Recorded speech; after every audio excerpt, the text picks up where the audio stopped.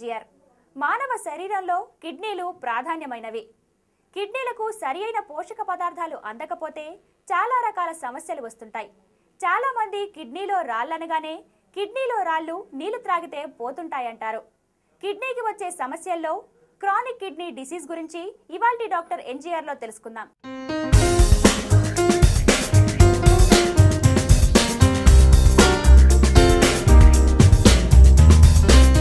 ఈ మూత్రపిండాలు అనేటివి మన మానవ శరీరంలో ఒక ప్రముఖ పాత్రను పోషిస్తాయి.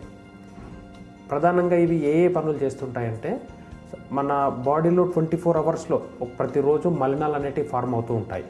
సో ఈ మలిన పదార్థాలని యూరిన్ ద్వారా బయటికి పంపేయడం అనేది ఈ మూత్రపిండాల యొక్క ప్రధానమైన పని. ఇది కాకుండా నీటి సమతుల్యతను కాపాడతాయి. అంటే సపోజ్ ఇప్పుడు మన బాడీలో ఒక 8 లీటర్స్ ఆఫ్ వాటర్ ఉండాలనుకోండి, మనం అంతకంటే ఎక్కువగా వాటర్ తీసుకున్నప్పుడు మూత్రపిండాల ద్వారా ఎక్సెస్ వాటర్ని బయటికి పంపించడం, అలా కాకుండా మన బాడీలో కావాల్సిన దానికంటే తక్కువగా వాటర్ ఉన్నప్పుడు వాటర్ని రిటైన్ చేయడం, సో బాడీని యూవెలిమిక్ స్టేట్ మెయింటైన్ చేయడానికి కిడ్నీలు దోహదపడతాయి.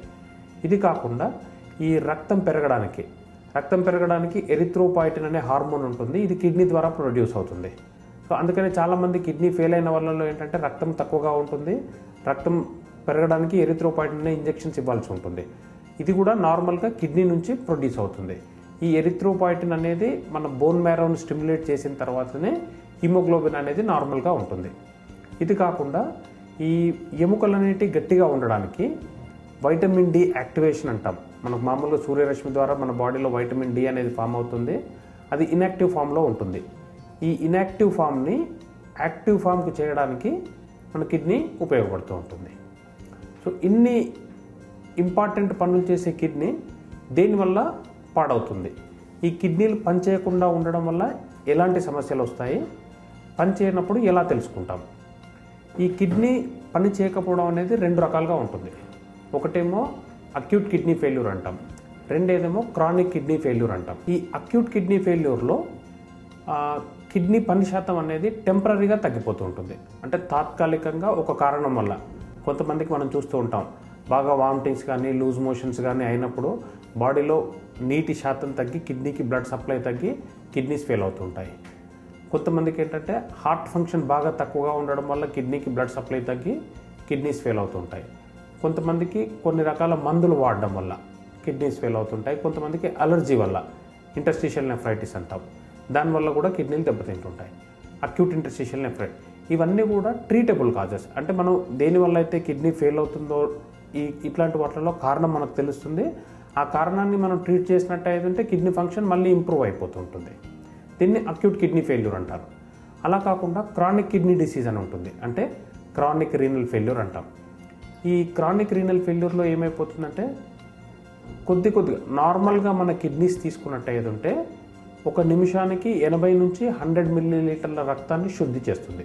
ఒక నిమిషానికి 80 నుంచి 100 మిల్లీలీటర్ల రక్తాన్ని శుద్ధి చేస్తుంది. ఈ శుద్ధి చేసే శాతం అనేది క్రమేణా తగ్గుతూ ఉంటుంది. 80 నుంచి ఒక 1 ఇయర్ తర్వాత 70కి వస్తుంది. ఇంకొక 2-3 ఇయర్స్ తర్వాత 60 ml per minute వస్తుంటుంది. తర్వాత 50 ml per minute వస్తుంది. అట్లా ఒక 5 to 6 ఇయర్స్ 7 ఇయర్స్ తర్వాత ఈ పని శాతం అనేది less than 10 ml per minute అవుతూ ఉంటుంది. నార్మల్గా 80 to 100 ఉండాల్సింది లెస్ దెన్ 10 కంటే తగ్గిపోతుంటుంది.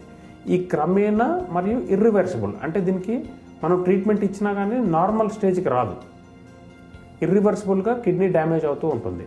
దీన్ని క్రానిక్ కిడ్నీ డిసీజ్ అంటాం. ఈ క్రానిక్ కిడ్నీ డిసీజ్ అనేది ఏంటంటే చాలామందికి వాళ్ళ కిడ్నీ శాతం అనేది 50 నుంచి 60% తగ్గిపోయే వరకు అసలు వాళ్ళకి ఏ సిమ్టమ్స్ కానీ లక్షణాలు ఉండవు, వాళ్ళకి తెలియదు పేషెంట్స్కి ఇది తగ్గిపోయింది కిడ్నీ ఫంక్షన్ అని.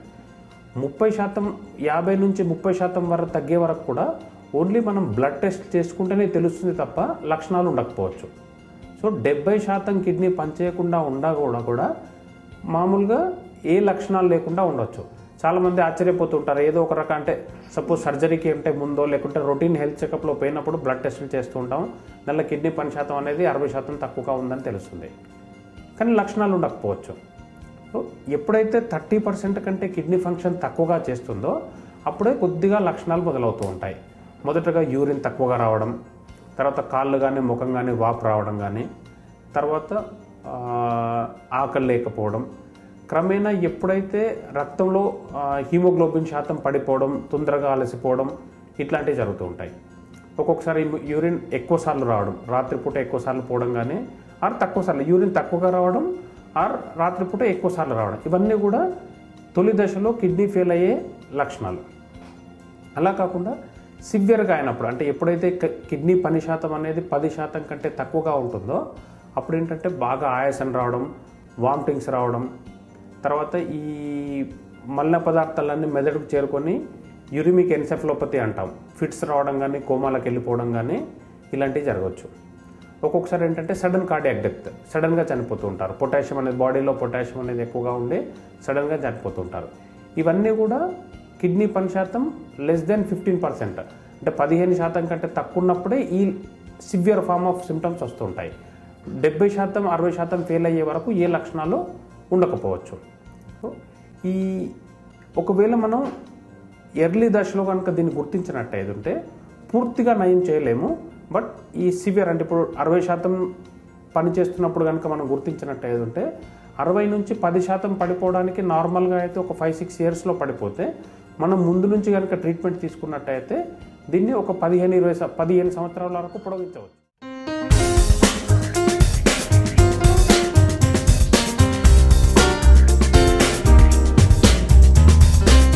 చూశారు కదా చక్కటి ఆరోగ్య పరిష్కారాల డాక్టర్ ఎన్జీఆర్. ఇప్పుడు డాక్టర్ ఎన్జీఆర్ లో చిన్న బ్రేక్ తీసుకుందాం.